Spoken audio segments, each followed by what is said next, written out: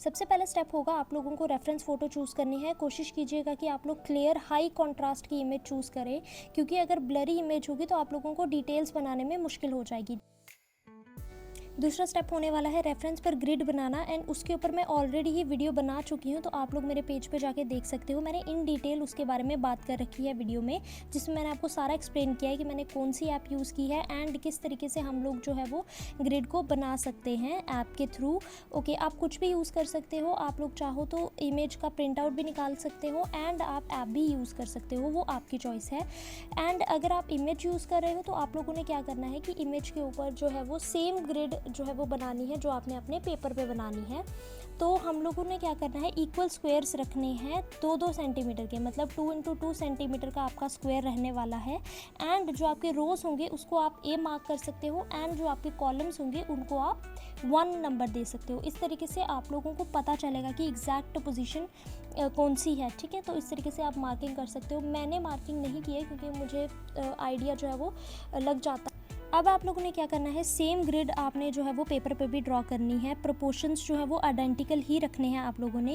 And कोशिश कीजिएगा कि आप लोग थोड़ा लाइट पेंसिल यूज़ करें ताकि बाद में आप लोगों को इसको इरेज करने में कोई दिक्कत ना आए।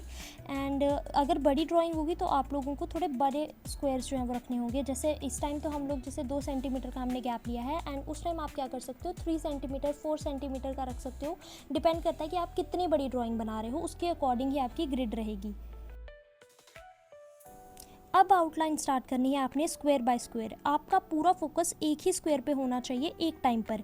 आपने सिर्फ वो ही ड्रॉ करना है जो आपको उस स्क्वायर में दिखाई दे रहा है, ठीक है। बाकी की सारी इमेज जो है आपके सामने ब्लर होनी चाहिए, मतलब आप बाकी की चीज़ें इग्नोर कर दो, सिर्फ आपका फोकस जो है वो एक स्क्वायर के ऊपर होना चाहिए। मान लो अगर आप लोग B2 के अंदर बना रहे हो, ठीक है, आइज़, सो आपका पूरा फोकस आइज़ के ऊपर ही होना चाहिए, उस एक पर्टिकुलर स्क्वायर में होना चाहिए।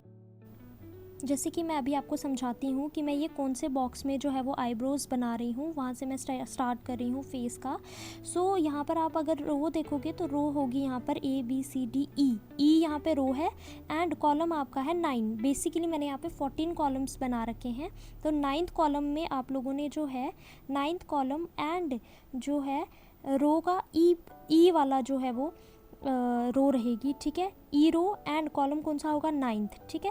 इसमें आप लोगों ने जो है वो आईब्रो बनाना स्टार्ट करना है, एंड वहीं से हम लोग जो है वो कनेक्ट करते करते पूरा फेस वहाँ से बना लेंगे। आप लोगों ने कोशिश करनी है कि जिस बॉक्स से आप लोग स्टार्ट करें हैं ना, उसके ही साथ साथ के जो बॉक्सेस हैं उसी से काम शुरू कीजिएगा, ठीक है। उससे आप लोगों को जो है वो आसानी हो जाएगी बनाने में, एंड आपको ज़्यादा कन्फ्यूज़न भी नहीं होगी, ठीक है।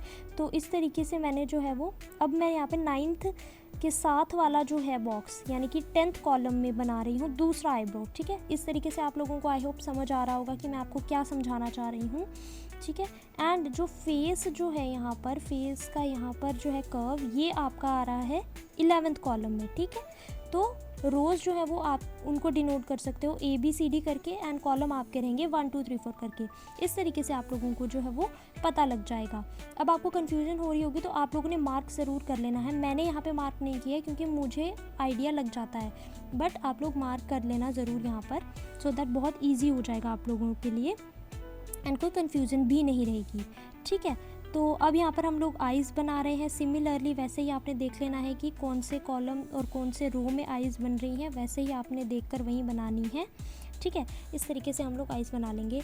And so sorry for the camera flickering, actually मुझे पता नहीं चल रहा था, बेसिकली कैमरा थोड़ा सा क्लोज़अप में रखा था मैंने, तो उस वजह से ये मे बी फ्लिकर कर रहा होगा। सो टोटली इस चीज़ को अवॉइड कीजिएगा, so sorry for that. Okay, so अभी नोज़ के साथ नीचे ही हम लोग यहाँ पर जो है वो, यहाँ पर मुस्टाश एरिया जो है वो बना लेंगे इनकी, ठीक है। तो वो भी आपने चेक कर लेनी है, काउंट कर लीजिए कि किस पे आ रहा है। बेसिकली 9th कॉलम में ही मोस्ट ऑफ द फेस आपका कवर हो जाएगा, ठीक है।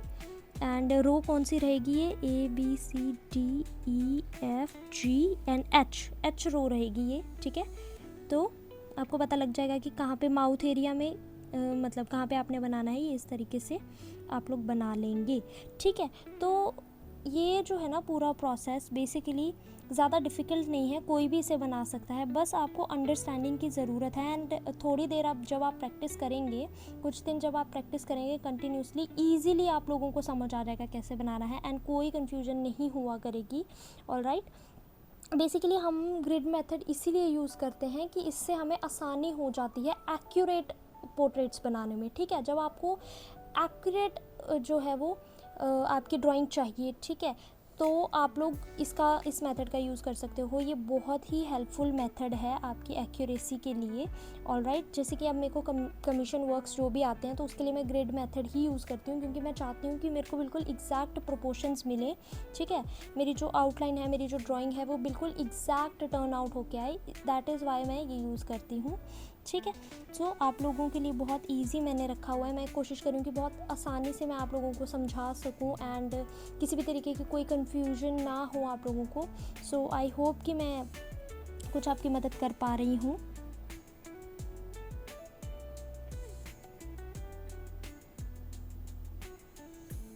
फटाफट से अब बाकी की आउटलाइन भी पूरी कंप्लीट कर लेते हैं। इसी तरीके से जो मैंने आपको मेथड बताया वैसे ही आप लोगों ने कर करके जो है वो पूरी आउटलाइन बना लेनी है। जैसे मैंने आपको पहले भी बताया कि आपका जो है वो इंटायर फोकस एक स्क्वायर में होना चाहिए, ठीक है।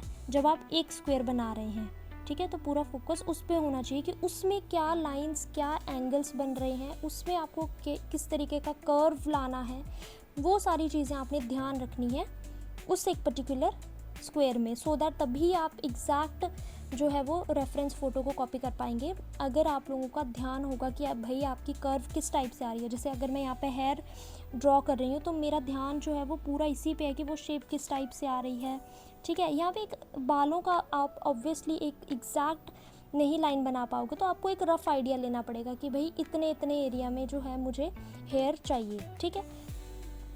एंड ये यहाँ पर साइड पे मैंने शोल्डर का भी थोड़ा सा कर लिया है, देख लिया है, ठीक है। सो वैसे आपने थोड़ा अंदाज़ा भी लगाना है। ऑलराइट,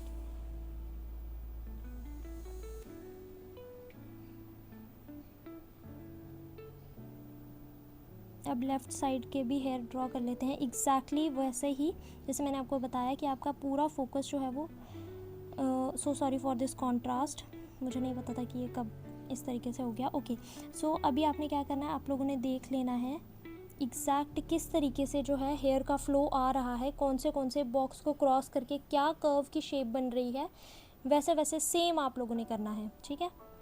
अब मैं सीधे ही लोअर बॉडी पे इनके जो है वो आर्म्स वाली साइड ड्रॉ कर रही हूँ।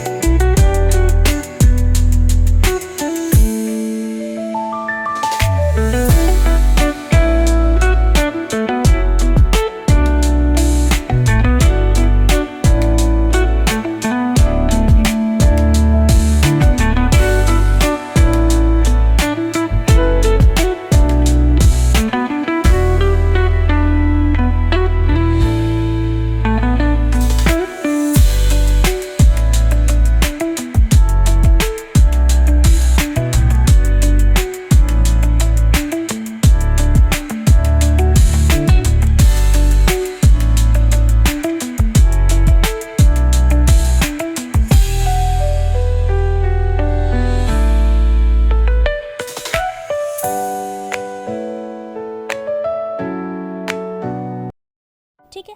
अब जो फिफ्थ स्टेप होगा इसमें आप लोगों ने क्या करना है, अब आप लोग प्रोपोर्शंस एंड अलाइनमेंट्स चेक करेंगे, कंपेयर करेंगे कि स्क्वायर बाय स्क्वायर किस तरीके से सही बन रहा है, नहीं बन रहा है, सभी लाइंस एंगल्स अच्छे से चेक करो, ठीक है।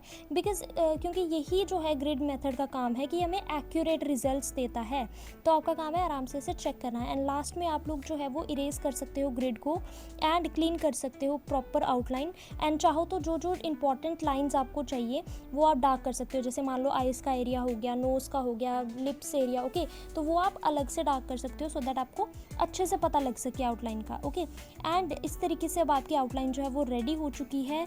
कलरिंग कर सकते हो, शेडिंग कर सकते हो, वट एवर यू वॉन्ट, वो आपकी चॉइस है, ठीक है।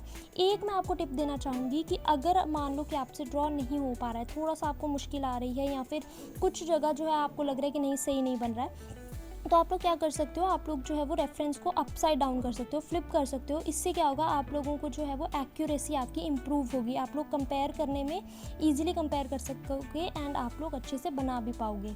सो आई होप कि आपको वीडियो हेल्पफुल लगी होगी एंड मैं कुछ आपकी हेल्प कर पाई होंगी इसमें। वीडियो अच्छी लगी होगी तो लाइक ज़रूर कर दीजिएगा एंड चैनल को सब्सक्राइब करना ना भूलिएगा सो दैट अब जब मैं नेक्स्ट वीडियो आपको डालूँ तो आप लोगों को नोटिफिकेशन उसकी आ जाए। नेक्स्ट पार्ट में मैं आप लोगों को सिखाऊंगी किस तरीके से मैंने इसकी शेडिंग की है और पूरी की पूरी ड्राइंग किस तरीके से टर्न आउट होके आई है, मैंने किस तरीके से बनाया है इस पूरी ड्राइंग को। ये वाला लुक जो है वो फाइनल वीडियो जो है वो अगले पार्ट में आप लोगों को रिवील होगी। सो आप लोग सब्सक्राइब ज़रूर कर लीजिएगा। Thank you so much for watching. अब मैं आपसे मिलूंगी नेक्स्ट वीडियो में।